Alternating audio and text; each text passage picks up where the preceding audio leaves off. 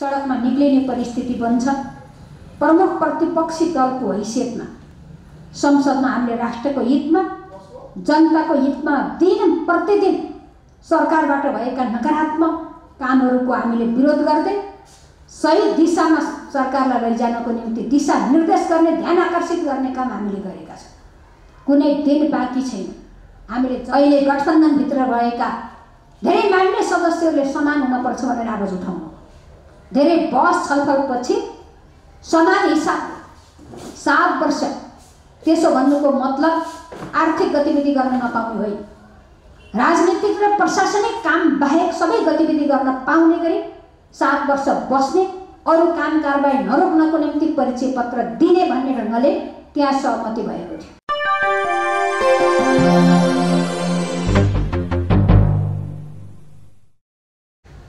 देउवा सरकारको नेतृत्वमा यो गठबन्धन सरकार गठन भएको र मुलुक सञ्चालन गरेको 1 वर्ष बितेको छ। हामीले यो 1 वर्षको बिचमा सबल पक्ष र नकारात्मक पक्ष हेरिरहँदाखेरि प्रतिपक्षीको मात्रै होइन, यो मुलुकको एउटा जिम्मेवार नागरिक र यो मुलुकको एउटा जिम्मेवार पार्टीको हैसियतबाट हेरिरहँदा हामीले वास्तवमा यो सरकार चर्चा गर्न लायकै छैन। यो अनलायक सरकार हो, यो सरकार चर्चा गर्न लायकै छैन भन्ने लाग्छ। 1 वर्षको बिचमा यो सरकारले गरेको एउटा पनि राम्रो काम भेटिँदैन। जताततै व्यथिति छ, भ्रष्टाचारै भ्रष्टाचार छ, कमिसनै कमिसन छ, लुटपाट हत्या बलात्कार जस्ता गतिविधिले जनता आक्रान्त भएका छन् र यो सरकार जति दिन रहन्छ राष्ट्रको निम्ति बोझ, जनताको निम्ति बोझ भन्ने कुरा स्पष्ट रूपमा देखिएको छ। त्यसैले राष्ट्रियताको हिसाबले हामीले समीक्षा गर्दा एमसीसी हुँदै एसपीपीसम्म आइपुग्दा सरकार राष्ट्रवादी रहेन, सरकार राष्ट्रको हितमा गर्दै काम गर्दैन भन्ने कुरा हामीले प्रष्ट रूपमा देखिएका छौँ। ठुलो कुर्बानीका साथ राष्ट्रिय सहमति कायम गरेर हामीले मुलुकको अद्यावधिक नक्सा जारी गर्यौँ र अद्यावधिक नक्सा जारी गरिरहँदा आज त्यो भेदमा भारतीय पक्षबाट एकपक्षीय संरचना निर्माण भइरहँदा सरकार त्यसलाई खबरदारी गर्न सक्दैन, त्यहाँ संवाद गर्न सक्दैन, रोक्न सक्दैन, दक्षिणतर्फ बोकेर आफ्नो राष्ट्रको पक्षमा एक शब्द बोल्न सक्दैन। त्यसैले राष्ट्रियताको हिसाबले अब अर्थतन्त्रका हिसाब पुरै असफल छ। अर्थतन्त्रका सूचकहरू धराशयी बने, सबै ऋणात्मक छन्। अब हामी यो मुलुक असफल मुलुक भनेर घोषणा गर्न बाँकी छ। केही समय यस्तै रह्यो भने आज जे श्रीलङ्काले भोगिरहेको छ भोलि नेपालले भोग्न सक्दैन भन्ने खालको कुराको कुनै ग्यारेन्टी छैन। हामी त्यही पथतिर अगाडि बढिरहेका त होइन भन्ने खालको स्थिति देखिएको छ। अब सेवाको हिसाबले भन्ने हो भने जनताको जीवन चौपट छ, कष्टकर बनिरहेको छ, विकास ठप्प छ, महँगीले आकाश छोएको छ, महिनामा 4-4 पटकसम्म ठुलो सङ्ख्यामा मूल्य वृद्धि भएको छ। त्यसैले मलको सिजनमा मल छैन, पढ्ने बेलामा किताब बच्चा-बच्चीलाई पुस्तक छैन, अनि हत्या आतंक त्यस्तै बढिरहेको छ। जनताको सेवाको हिसाबले पनि सेवा प्रवाह ठिक ढङ्गले दिनै सकेको छैन। राजनीतिक हिसाबले स्वार्थको मिलन हो, राष्ट्रको हितको निम्ति होइन, जनताको हितको निम्ति होइन। राजनीतिक हिसाबले आफ्नो स्वार्थको निम्ति स्वार्थको गठबन्धन अपवित्र गठबन्धन हो भन्ने कुरा आज प्रष्ट भएको छ।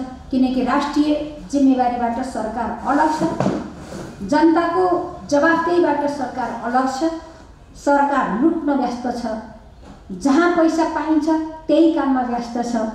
अपवित्र गठबन्धन गर्दै पुरै राष्ट्रहित विपरीतका काम गरेर जसरी गठबन्धन टिकाउन सकिन्छ त्यही काममा मात्रै सरकार व्यस्त छ। मुलुक जेसुकै होस् जनता जतासुकै होस् केही मतलब यो सरकारलाई छैन। त्यसैगरी सुशासनको हिसाबले भन्नुहुन्छ भने नाङ्गै लुटतन्त्र, यति साह्रो लुट, यति साह्रो आर्थिक हिसाबका काममा बाहेक उसको ध्यान कहीँ गएको पनि देखिँदैन। हामीले बजेट निर्माणको सिलसिला हेरौँ, त्यहाँ पनि लुटिएको छ। सरुवा हेरौँ, सबै ठाउँमा बाँकी नराखिकन लुट्ने काम भएको छ। विकासका योजना काटिएको छ, जम्मै लुट्ने ठाउँमा पैसा हालिएको छ। जे गठबन्धन गर्दा गठबन्धन टिक्छ त्यही गर्छ, जे गर्दा पैसा लुट्न सकिन्छ त्यहीमा मात्रै ध्यान छ। राष्ट्र र जनताप्रति कुनै यो सरकारको जिम्मेवारपन छैन, ध्यान छैन। त्यसैले यो सरकार असफल सरकार, यो सरकार नालायक सरकार, यो सरकार चर्चा गर्न कुनै मानेमा पनि लायक छैन।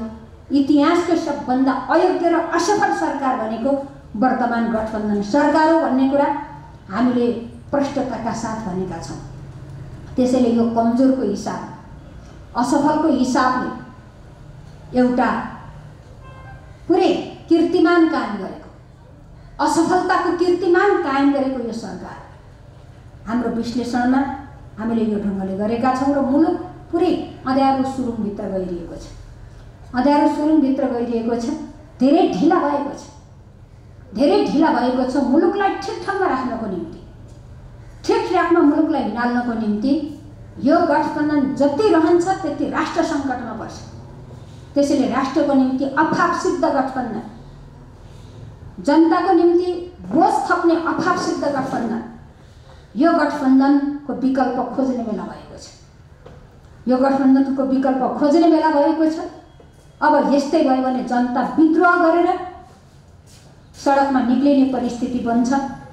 प्रमुख प्रतिपक्षी दलको हैसियतमा संसदमा हामीले राष्ट्रको हितमा, जनताको हितमा दिन प्रतिदिन सरकारबाट भएका नकारात्मक कामहरूको हामीले विरोध गर्दै सही दिशामा सरकारलाई लैजानको निम्ति दिशा निर्देश गर्ने, ध्यान आकर्षित गर्ने काम हामीले गरेका छौँ। कुनै दिन बाँकी छैन हामीले जनताको पक्षमा, जनताका इस्युको पक्षमा आवाज नउठाएको, सरकारका गलत चिजको भण्डाफोर नगरेको मैले एकपटक यो मिडिया मार्फत स्मरण गराउन चाहन्छु। त्यही संसद हो, त्यही नेकपा एमाले हो, त्यही प्रमुख प्रतिपक्षी दल हो जसले संसदबाट जब मूल्य वृद्धि चर्को ढङ्गले बढ्यो, जरुरी सार्वजनिक महत्त्वको प्रस्ताव संसदमा दर्ता गराएर हामीले सरकारको ध्यान आकर्षित गर्यौँ।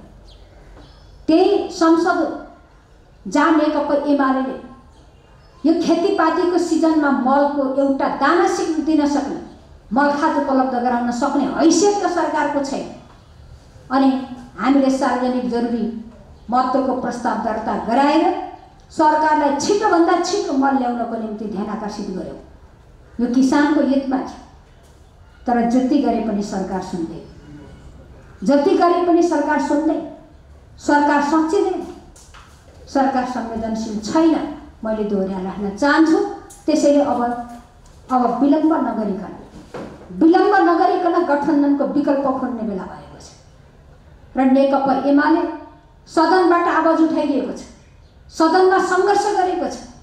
त्यहाँबाट सुनवाई भएन भने अब नेकपा एमाले सडक तताउनेछ, सडकबाट आन्दोलन गर्नेछ र गठबन्धनको विकल्प खोज्नेछ र मुलुकमा राष्ट्रिय सरकार गठन गर्नको निम्ति पहल गर्नेछ। किनकि यो सरकार चुनाव गर्नको निम्ति पनि लायक छैन, योग्य छैन, सक्षम छैन, गर्न सक्दैन। त्यसैले चुनावलाई चुनाव जस्तो गराउनु, हामीले चुनावलाई निष्पक्ष बनाउनु। अब यो चुनावमा राष्ट्रिय सरकार गठन गरेर राष्ट्रिय सरकारले मात्रै यो चुनाव गराउन पर्छ भन्ने कुरा हाम्रो कुरा छ। जहाँसम्म राष्ट्रिय सहमतिको सरकार बेगर अब मुलुक अगाडि जान सक्दैन, मुलुक धेरै अप्ठ्यारोमा परिसक्यो। त्यसैले आजको आवश्यकता यो गठबन्धनको विकल्प राष्ट्रिय सहमतिको सरकार, राष्ट्रिय सहमतिको सरकारबाट मात्रै हामीले मुलुकलाई अगाडि बढाउन सकिन्छ भन्ने कुरा हाम्रो कुरा हो। अब जहाँसम्म अहिले संसदमा हिजो आफूले विरोध गरे, हिजो आफूले प्रतिगामी भनेको, आफूले स्थापित गरेको मान्यता जुन मुद्दा संसद अदालतमा विचाराधीन छ त्यो विषयमा संसदमा छलफल गराउन पाइन्न भन्ने कुरा यो संवैधानिक व्यवस्था। हामीले स्थापित गरेको मान्यता, त्यो मान्यताको बर्खिलाफ आज राष्ट्रिय सभामा नेकपा एमाले प्रस्ताव गरेको संवैधानिक परिषद ऐन त्यहाँ दर्ता गरेको छ। त्यति बेला त्यसैलाई प्रतिगमन देखिने, अहिले त्यही के मानेमा अग्रगमनकारी भएर त्यहाँ पेश गरेको छ। त्यसैले यो सरकारलाई कानुन पनि लाग्छ। सरकार विधिसम्म ढङ्गले चल्दैन, संसद विधिसम्म ढङ्गले चल्दैन, एकपछि अर्को विधि उल्लङ्घन गर्दै संसद चलाउने प्रयत्न पनि गरिएको छ। यसमा पनि हामीले जोडदार ढङ्गले आवाज उठाइरहेका छौँ। जहाँसम्म नागरिकता विधेयकको प्रसङ्ग छ, नागरिकता विधेयक धेरै ढिलो भयो, विलम्ब भयो। अघिल्लो सरकारको पालामा हामीले 3 वर्षसम्म बहस छलफल गऱ्यौँ। एउटा दलीय सहमति कायम गर्दै संसदमा दर्ता भएको विधेयकलाई सार्वभौम सत्ता सम्पन्न संसदमा छलफल गरेर केही परिमार्जन गर्नुपर्ने विषय भए ती परिमार्जन सहित अगाडि बढाउन पर्ने, त्यसो नगरिकन फेरि त्यसलाई थुतेर फर्काएर आफूलाई अहिले जे गर्दा स्वार्थ सिद्धि हुन्छ, जे गर्दा फाइदा हुन्छ, आफूलाई फाइदा हुने मात्रै विषय झिकेर अनि फेरि नयाँ विधेयक फेरि दर्ता गराउने काम भएको छ। हामीले यसमा विरोध गरेका छौँ। पुरानै छलफल चल्नुपर्छ, यो कानुन सम्मत छैन। पुरानै माथि छलफल गरेर मिलाउन पर्ने कुरा मिलाएर अगाडि जानुपर्छ भन्ने कुरा हामीले राखेको कुरा हो। जहाँसम्म अहिले दर्ता भएको विधेयकमा अचम्म लाग्छ, जन्मको आधारमा नागरिकता पाए ठुलो सङ्ख्यामा उनका सन्तानहरू आज नागरिकताविहीन थिए। त्यसको कारणले ठुलो समस्या भोगिरहेका थिए। पढ्ने कुरा रोकिएको थियो, जागिर रोकिएको थियो, पेसा व्यवसाय रोकिएको थियो, मान्छेको वृत्ति विकास गर्ने माध्यम नै रोकिएको थियो। त्यसैले यो एकदम समस्याको रूपमा थियो, त्यो ल्याउनु पर्ने आवश्यकता थियो। तर त्यससित जोडिएका केही समस्या, त्यसको समाधान हुने कुरा ठिक छ, त्यससित जोडिएका केही राष्ट्रलाई नोक्सान हुने विषयहरू छन्।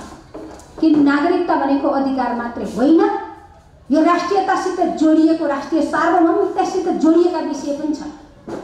आज अधिकार स्थापित गर्ने नाममा राष्ट्रियतालाई बिल्कुल व्यवस्था गरेर जान सकिँदैन। हामीले कतिपय के देखेका छौँ भने यसित जोडिएर आएका समस्याहरू, नाम नेपालमा छ, निशान अन्तै छ। त्यसैले नागरिक भइसकेपछि, नेपाली नागरिक भइसकेपछि नाम निशान नेपालमा हुनुपर्छ। हाम्रो मान्यता यो नाम यहाँ राख्ने, निशान अर्कोतिर राख्ने, अनि छिमेकी मुलुकहरूमा समान हैसियतमा त्यहाँ पनि रहने, यहाँ पनि रहने, यस्ता विषयहरू छानबिनका विषय हो, अनुसन्धानका विषय हो, व्यापक बहसका विषय हो। त्यसैले बहस गर्नुपर्छ, अनुसन्धान गर्नुपर्छ, छानबिन गर्नुपर्छ र समान खालको हैसियत दुवै मुलुकमा रहने कुराको अन्त्य गर्नुपर्छ भन्ने कुरा हाम्रो कुरा हो। हामीले यहाँ बसेका, नेपालमा बसोबास गरेका, आफ्नो कर्तव्य प्राण यहाँ पुरा गरेका मान्छेहरूको नागरिकता त्यो छिटोभन्दा छिटो दिनुपर्छ। जन्मको आधारमा दिनुपर्छ, बसोबासको आधारमा दिनुपर्छ, कर्तव्य प्राणको आधारमा दिनुपर्छ। तर जसको बसोबासको सुनिश्चितता छैन, बसोबासको सुनिश्चितता नभएकाहरूलाई विभिन्न खालका छिद्र बनाएर दुवै मुलुकमा समान हैसियत कायम गर्ने गरी खट्टे बाँडे नागरिकता बाँड्न हुँदैन भन्ने कुरा हाम्रो कुरा हो। त्यति कुरा।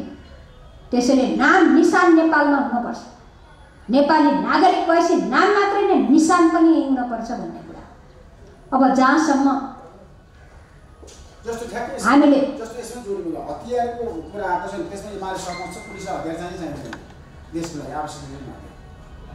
नेकपा एमाले अब अर्को नागरिकताको विषयसित जोडिएको कुरा के हो भने हामीले छिमेकी मुलुकहरूमा पनि दक्षिण एसियाको कुरा गर्दाखेरि हाम्रो छिमेकी मुलुक हाम्रो सम्बन्ध कायम हुने देश हो, मुलुक हो।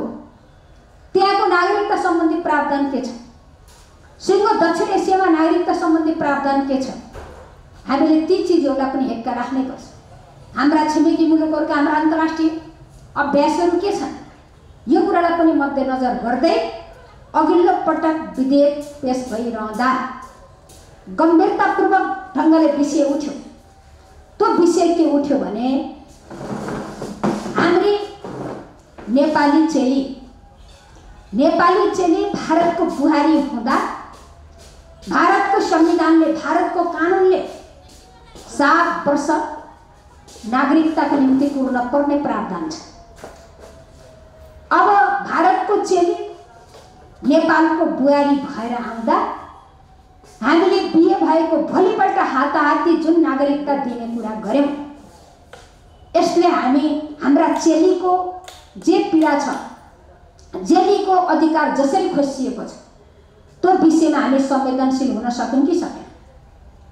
अहिले गठबन्धनभित्र रहेका धेरै मान्य सदस्यहरूले समान हुनुपर्छ भनेर आवाज उठाउनु, धेरै बहस छलफलपछि समान हिसाब 7 वर्ष, त्यसो भन्नुको मतलब आर्थिक गतिविधि गर्न नपाउने होइन, राजनीतिक र प्रशासनिक काम बाहेक सबै गतिविधि गर्न पाउने गरी 7 वर्ष बस्ने, अरू काम कारबाही नरोक्नको निम्ति परिचय पत्र दिने भन्ने ढङ्गले त्यहाँ सहमति भएको थियो। आज बिना छलफल, बिना सहमति त्यसलाई फ्याँके भोलिपल्टै दिने खालको जुन कुरा आयो, यसमा मैले धारणा बुझ्न मात्रै खोजे।